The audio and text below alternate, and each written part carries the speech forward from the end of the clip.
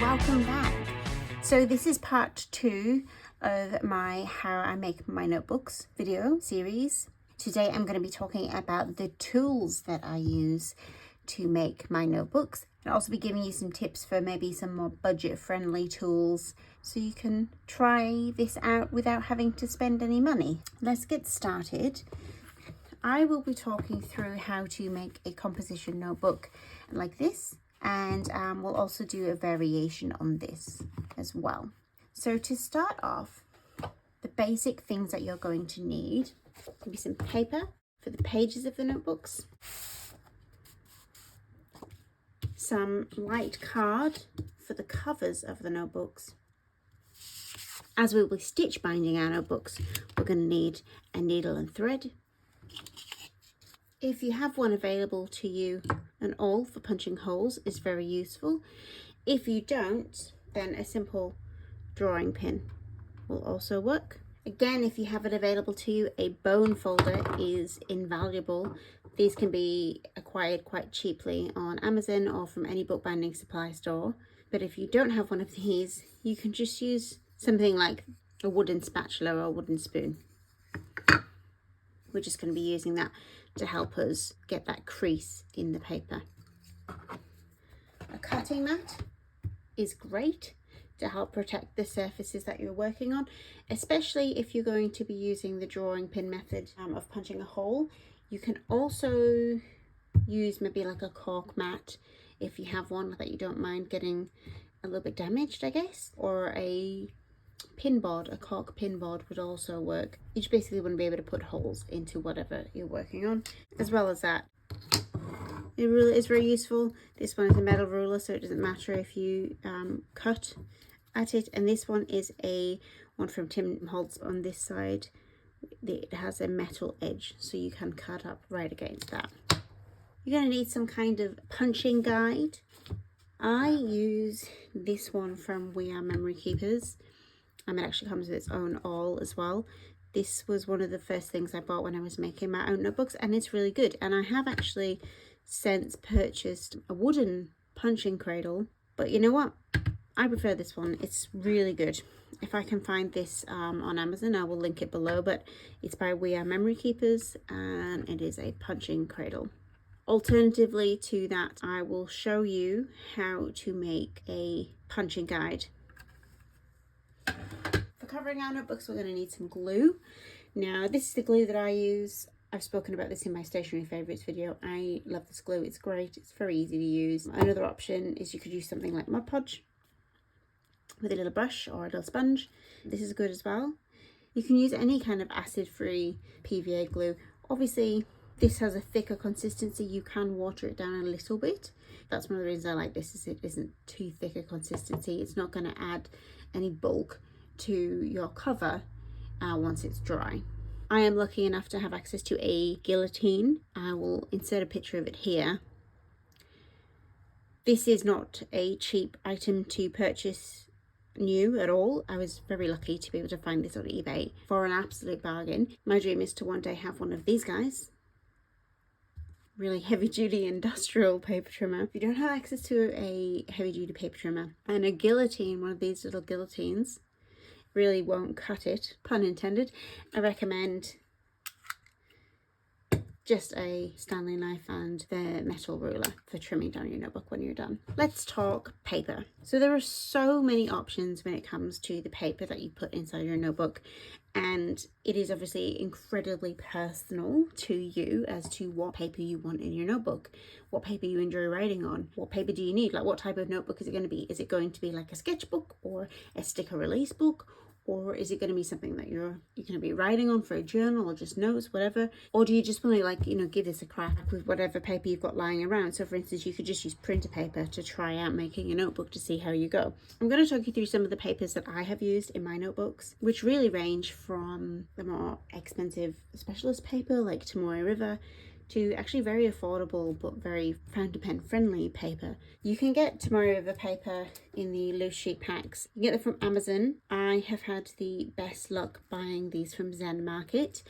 In terms of Australian dollars, one pack of 100 sheets in whether it be the cream or the white 52 GSM paper works out at about 11 Australian dollars. So that's quite affordable if you choose to go down this route. What I will say is, obviously, when we're making passport size notebooks, if you have an A4 piece of paper, that's basically 2 sheets of paper, because we're going to be cutting this in half into A5 and then folding it again to make the blanks for our notebooks. A 100 sheet pack of paper works out at actually being 200 sheets of paper, and then when it's folded into the notebook, that's like 400 sheets and something like 800 pages or something like that. Anyway, very good value, very lightweight, very thin. You can put a whole bunch of these in a notebook, so you end up having quite a lot of pages.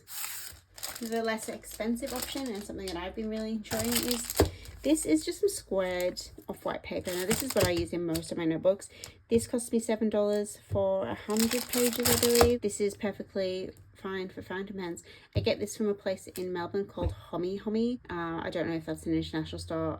It's fairly newish to Melbourne. They also sell packs of similar paper in Muji. This wouldn't be everyone's cup of tea when it comes to writing on it with a fountain pen, but I really like it. There's no bleed through, there's no ghosting, and I like the texture of the paper. So, you know, it's about finding what works for you. So I've mentioned Muji. This paper inside here is very similar to the paper I just showed you. Again, fantastic source of paper for making the passport notebooks. Muji also sells packs of paper. Their paper in the packs tends to be very smooth, almost kind of like a coated paper, which is not my cup of tea. I prefer it to feel like it has a bit more texture to it. Really enjoy writing on this. I love the kind of off-white color. It's a bit easier on the eyes. Grid is very pale, which is also nice. I would recommend going into Muji and giving some of this a try if you have one near you. And then another option is just, you know, harvesting paper from notebooks you already have lying around your house. I believe there's 84 pages in here. That means we're going to get about 5 notebooks from this one notebook, as well as some covering material, and this cost me $5. You know, that's $1 a notebook for the paper. It's not the cheapest option by any means, but also it's definitely a lot cheaper than buying the Travellers Company notebooks. But like I said, it's all about personal preference. Some people really like Rhodia paper or Clairefontaine paper. You want to scale this up and make a standard size Traveller's notebook insert, then you're going to want to be making sure you're working with A4 paper rather than A5. Okay, so covering material for the notebooks. What you use for this is really going to depend on how you're intending to cover your notebook, if you're intending to cover it at all. My preference has been to use 210 GSM cardstock. So I buy this, as you can see, this was from an A3 piece, and I cut it down into A5. One sheet, I get, you know, several notebook covers from it. This is really good because I find that I can cover this with, say, a book cloth or any number of different weights of papers or covering materials that I've found, and it's not going to make the finished notebook too stiff, because you still want to be able to open and close your notebook freely. And once you start getting into those like heavier covering materials, that's when it starts to restrict the movement of the notebook. You might have something lying around your house that you can use for a notebook cover. So this is a Pendaflex file, which just had the file bit cut off the top. This will make several notebook covers, and this is the perfect covering material and weight if you wanted to just have a simple coloured notebook cover. Other things that you can use, some cereal boxes are actually quite a nice weight, and then if you just want to have the blank side on the inside of the cover, and then you can cover the outside where there's the pattern of the cereal box. Now, in terms of covering material to make your notebook pretty, there's all kinds of options here. So here I've got a sheet of wrapping paper that I just picked up at a gift shop. You might have some wrapping paper left over from Christmas, or you might have some wrapping paper that came on a gift you received, you know, things like that. Another example of, say, patterned papers. These are actually from toilet roll tubes. Does anyone else save these? But, you know, this is also a patterned paper that you can use to cover your notebook. You can print off your own papers. So this is just some of the things from when I've been playing around with making the composition books. Some black and white pictures, some other different patterns that I've been playing around with printing off. These are some tourist maps that I've kept. Again, you could use that to cover your notebook. Just some marbled papers that I've printed off. Another gift wrap here.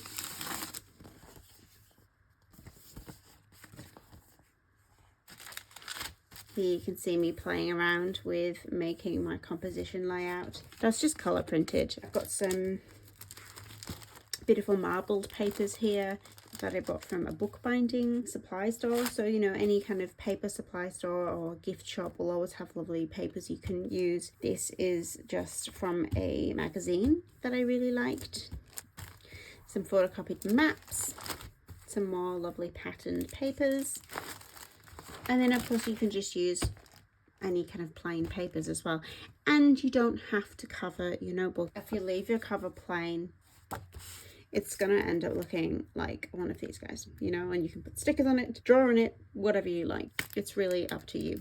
Optional extras, I use a corner punch. For the longest time I was using this guy just to round the corners on my notebooks. I have since purchased one of these, which is a more heavy duty corner punch. You also just don't have to punch your corners, you can leave them. But here you can see this is one where I rounded the corner.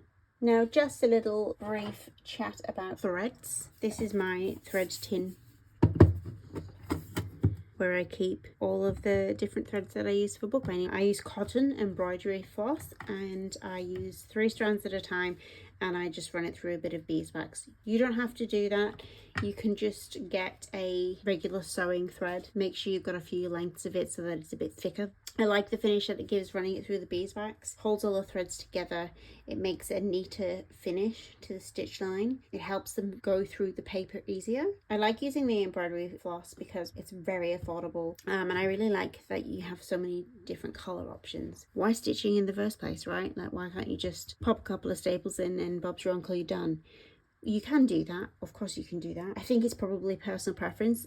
My rationale behind not using staples is that I want my notebooks to be archive appropriate, and with staples you often get rust. I don't want them rusting and damaging my notebooks, so that's why I prefer to stitch bind my notebooks as opposed to staple bind my notebooks. Oh, and of course it goes without saying that if you're going to be using any type of needle and thread, a pair of scissors will come in handy.